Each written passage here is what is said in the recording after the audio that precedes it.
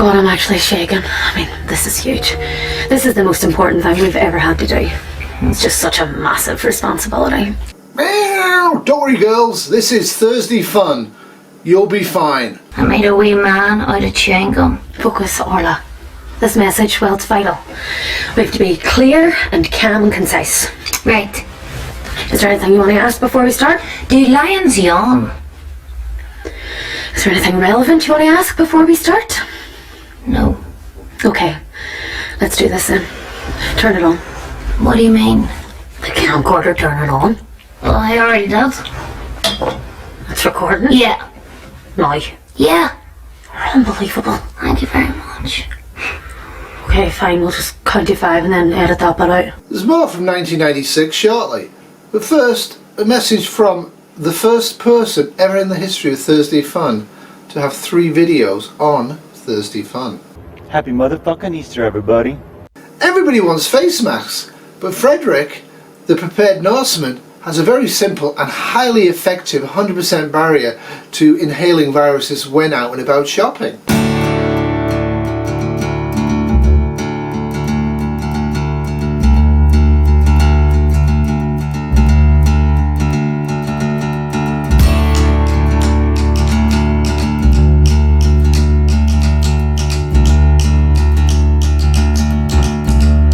I was excited to get, so Adrian Quihuis from California, where else but California, has his second video in this week's Thursday Fun where he shows us you don't necessarily need to be upright to get a good exercise routine done.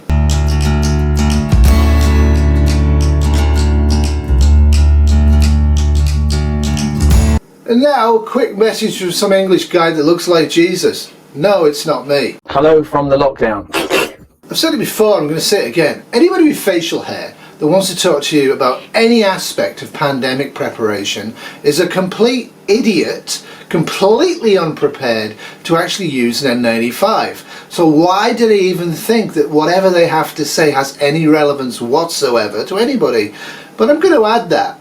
I'm going to add the fact that if anybody wants to talk to you about death, grief and loss, and their sole example is their cat, the grief they feel from the loss of their cat, I would suggest they also have absolutely nothing to talk to you about and are a complete moron. As I have huge sympathy for him losing his cat. I will always be sad at the loss of my Huples cat, who I had for 17 and a half years, but in no way does that at all compare to the loss of my sister. I really don't know what he's rambling on about. I think, to be honest, people have been locked down so long now, they've actually ran out of content and are actually just making stuff up. Meanwhile, thanks for time travel, let's go back to Aaron and Ola in Derry in 1996. 1, 2, 3, 4. Good evening, my name is Adrian Quihuis and this is Orla McCull. We're cousins. The year is 1996 and we're speaking from Derry, Northern Ireland. These are uncertain times. Indeed, girls, these are uncertain times. Do you have anything else you'd like to add? Mass rioting engulfs our streets. The city is literally on fire. We've been ordered to remain inside our homes by the authorities. Bear in mind this was 1996, foreshadowing the future. Worried for our own safety, Orla and I have constructed this bunker. Yeah, what we did was we came upstairs, we opened the airing cupboard, we got inside it, and then we sat down. We've taken the brave decision to record our experience for future historians. Alright, future historians, you're looking well. It's not going to be easy. Hi girls, from the future historian. You're right, it's not going to be easy. But let's divert a little bit. Going back in time, there was a film called Contagion, where Gwyneth Paltrow infected the entire world because she was not faithful to her husband. Moral lessons from Hollywood. Hollywood. Yes, moral lessons from Hollywood. Think about that one for a minute. Anyway, could the film Contagion come true? It was a good question. Contagion was #1 in its opening weekend, and the people who've seen this terrifying story of a global virus are not walking out saying it's just a movie. Boogeyman is, viruses. The boogeyman is disease. See you.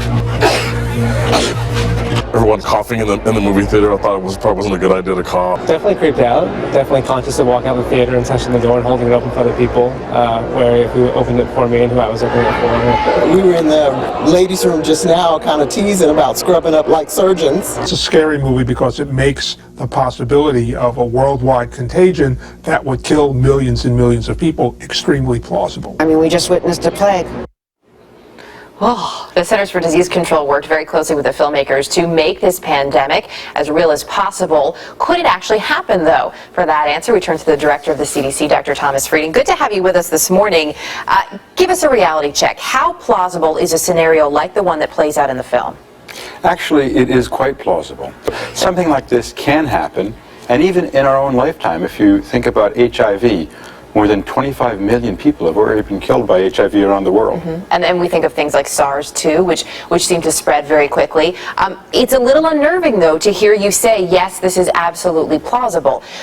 You say you look at these things, you prepare for them. Could something, though, really, say starting tomorrow, spread that quickly? It's possible for things to spread very fast. Take just an example, the measles virus. Without vaccination, each person with measles infects about 15 other people. One person with measles can infect someone who's 100 feet away. And it's possible even that someone who had measles leaves a place and 4 hours later someone gets in and gets infected. Wow. So sure, this is possible, but what's important is that we can do a lot to prevent it, to reduce the impact as well. But we can say that we can always be better prepared today than we were yesterday and better prepared tomorrow than we were today. The challenge in this country really is that over the past 2 years, about 45,000 jobs have been lost from local public health agencies. Those were many of the people who would detect and respond to an outbreak such as this one. As bad a job as I believe President Trump has done on this for America, and your death rates are showing that and will continue to show that, unfortunately. Bear it in mind, this film clip was from the Obama years. Yes, Biden's responsible for allowing local governments to savagely cut local health services to the point where they couldn't actually really detect or mitigate or contain a pandemic. But that was okay because pandemics weren't going to happen. Anyway, enough of all of that. But what do you do if you have a car and the car doesn't work and you want to get to the ocean to swim? This very important question has been answered again by Adrian Quihuis, and again only in California. Taking an Uber, trying to get it fit in the car. I'm so big for this car. Man, Mermen and Adrian is stretched out. So I'm taking an Uber, though the Uber driver had to go run an errand in a convenience store real quick. So I'm stuck here in the back seat. We're taking an Uber pool, or a Lyft pool, but of Uber, where we got to pick up a bunch of other passengers. I don't know where they're gonna sit. Cause they ain't sitting on my lap. They ain't sitting on my tail. So I'm waiting here, and this guy's just walking by, and he's like looking at me like, what is this fool doing? And I said, I'm in an Uber. Flip, heading off to the beach for sure. My car's in the shop, so I gotta get a ride.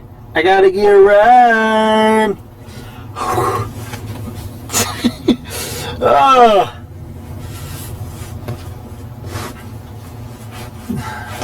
Trying to get comfortable. Ooh, feel that sun. I'm feeling that sun. I need some water. Need some water now. There's no doubt the struggles for mermen are very real, and I'm glad that Uber is stepping up to the plate. But I do have some concerns for the fellow passengers when that Uber car shows up with a merman in it. But anyway, it is California, so they probably won't even notice. Meanwhile, back in Derry, the girls are still in their emergency bunker, hiding from the COVID thing, and they are losing track of time. At this stage, I've already lost all sense of time. I mean, I have no idea how long I've been here. I would say 20 minutes or so. Our parents are trying to be strong, but they're petrified. But they are anticipating, of course, looking forward to the future, when quarantine is lifted and are able to leave the cupboard and once more emerge into the world. And they list what the things they're missing, and it's very interesting. What things are you missing right now because you're stuck inside?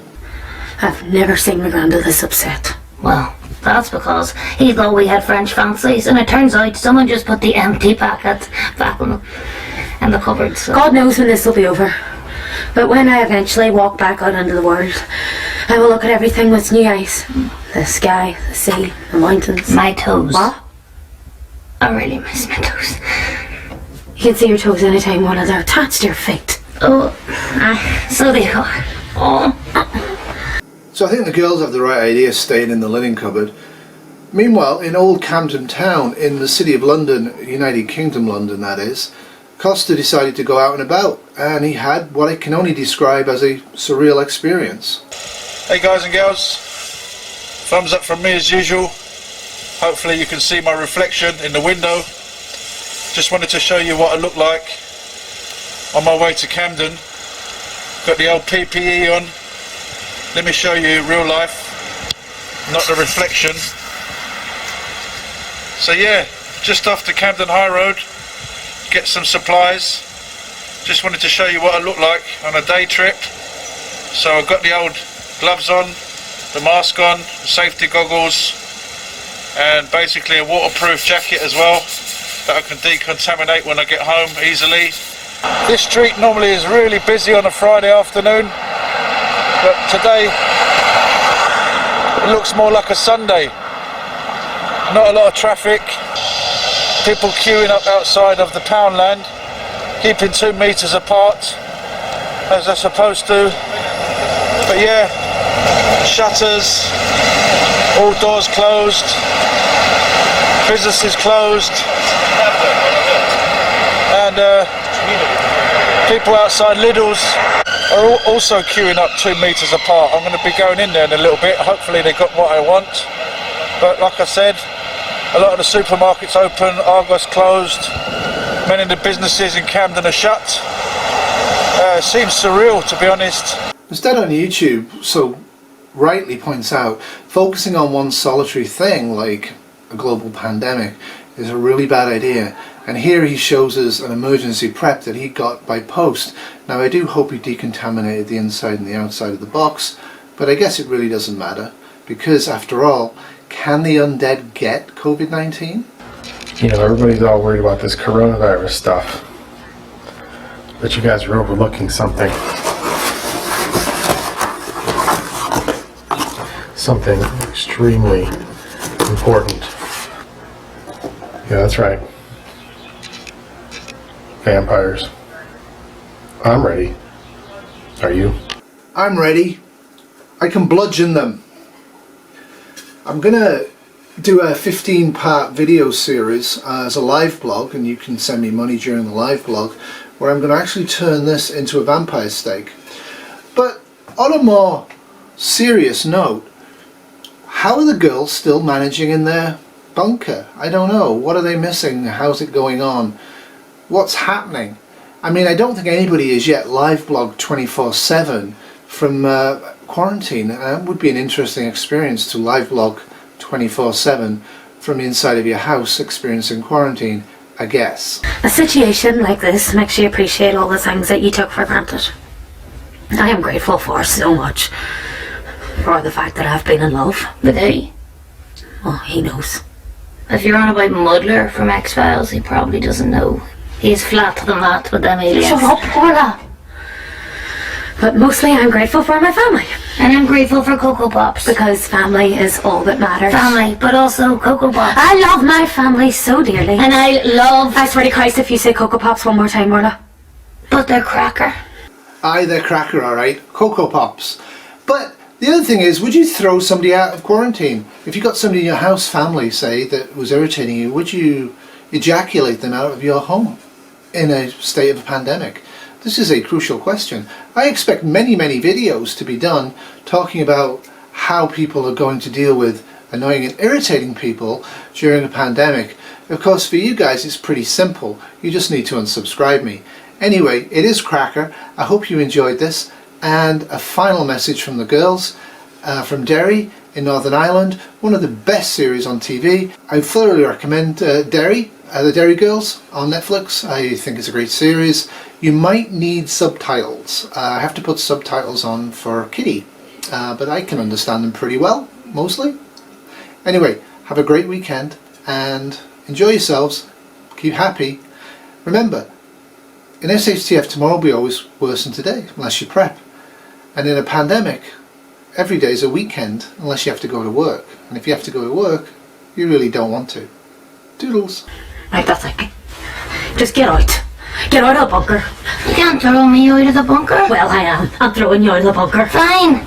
I'll make my own bunker. Knock yourself out. I'll use Mommy's wardrobe. It's far bigger and it has sliding doors.